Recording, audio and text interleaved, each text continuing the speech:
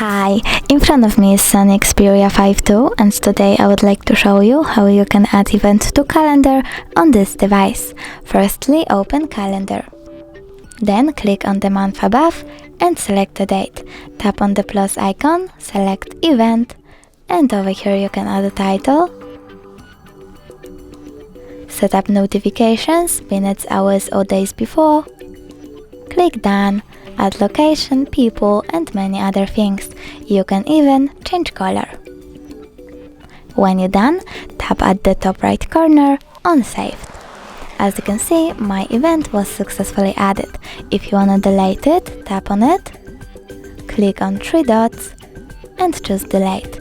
Then delete again.